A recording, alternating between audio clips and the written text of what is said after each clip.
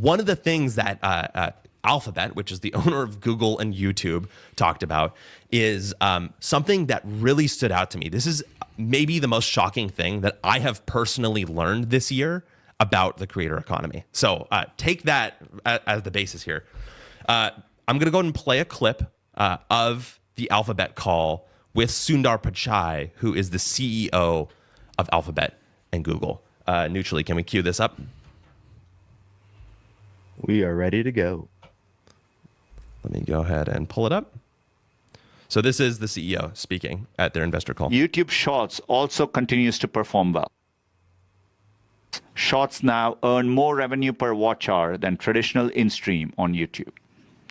At our Made on YouTube event, we rolled out a number of AI-powered features that are helping creators supercharge creation and build their businesses. AI is now streamlining the entire content creation workflow, from generative video tools and more efficient editing to AI-powered insights that help creators optimize their channels. So there's a couple things in there. The first one is the AI piece, which I just wanted to use to connect to our discussion about Mohan. The most shocking thing to me is what he said at the beginning, though. In the US, Shorts now earn more revenue per watch hour than traditional in-stream on YouTube. This is exactly the opposite of everything I have been saying for the last year about what I understand about how platform economics work when it comes to video. Because traditionally, short form monetized worse than long form video. It was always harder to do. Now, it doesn't talk about the total amount of dollars. It doesn't talk about how that money is shared, which are things that we should discuss.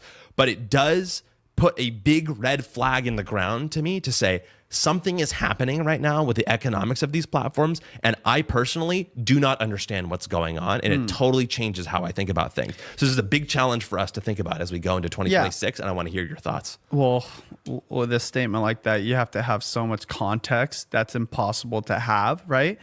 Why is he even saying it? You said this was on an investor call? Yeah, this is the investor call. You know, he's just trying to show off this thing that they built out for the last few years, talking about, you know, why it was worth it, and we finally got there. So, I mean, there's just other motives and incentives for saying that. But on the other side, I mean, most plain and simple, if it's true that it makes more money for YouTube and Google, per watch hour, not overall. Per watch hour. Yeah, so per unit time. So for every hour, Shorts is more profitable than long form content on YouTube. Per hour of watch time than like whatever. How much are creators making for short form versus long form, right? And so that's the thing. It's probably more profitable for Google because the short form creators aren't making as much. Well, but it's not profit, it's revenue, right? So you have to remember that that's how they're accounting revenue. For this. So it's bringing in more money than so every it's not hour. more. You see what I'm saying? Now you're having to dissect the words he's using. Totally, but this is why it's so important to me, right? So for example, let me just give context here. This is why it's the biggest news I've heard all year. Because what that means is that YouTube now has an incentive to push Shorts more than ever before. It explains everything that I've seen as it relates to Shorts. By the way, on certain devices. That's true, not on the TV necessarily. And I see it more and more. It's like they're force feeding me these shorts when I go into the YouTube app. And I'm like scrolling through. You know, you used to only see 4 max. I've seen like 6 and maybe 8 in a row, and then literally like maybe 1 or 2 long form, and then another one. Yes. Part of it is because I do consume shorts once in a while. And of course, the more they put in front of me, especially if it's got a good thumbnail, you know what I'm getting random? It's just, again, Marvel and Star Wars short form content. Do you know why Obi-Wan Kenobi's lightsaber is, you know, like so bright in this scene? I'm like, yeah, I want to know, right? If I've got like 30 seconds. But on the TV, never. I've never, ever wanted to watch a short form like shorts on the TV. So that's where long form. And this is why when I'm talking and I'm coaching long form content creators, think TV. Now, it's funny because I don't know if we're going to get into my analytics, but when I look at the number one device, it's of course TV for my longer form vlogs. But second is phones. So people are watching it. But what that statement's saying is my long form that gets views on the phone is competing more and more with shorts on the phone, on YouTube's app, on that device. So Exactly. so I mean, again, like, I'm not even overthinking what he said. It's funny that you think that's like the biggest thing you ever heard, because you think about like more the inner workings of a company from an economic standpoint. What do I care about? What does a creator make? How much am I making? And word on the street is, even though I'm not generally a short form creators, when it comes to YouTube Shorts, they do not like the revenue they get from shorts, or it takes so much work that when they talk to me, it's like, I might as well just do longer videos or long form content, because I'll make more money with the same amount of work, if not less, doing long form videos. But let me put a stake in the ground for why it is such a big deal, because that exactly plays into what makes it such an important piece, right?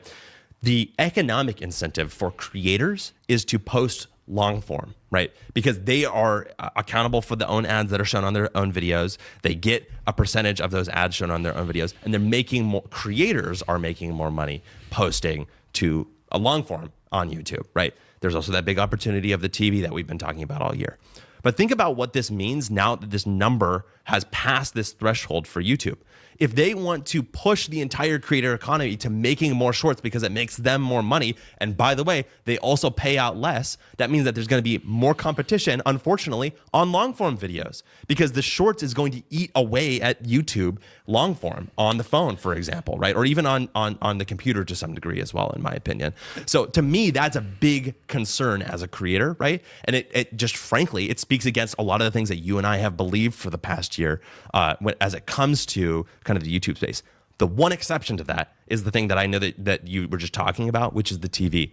That if the TV is growing, then it is the place where YouTubers can continue to make a lot of their money. And if anything, it pushes you even further into saying, this is the TV era of YouTube if you want to be a long form creator on YouTube. By the way, it actually doesn't go against what we're saying. It's just happening faster than we thought. Remember? That's true. We're saying longer form is where it's at because we're in the TV era.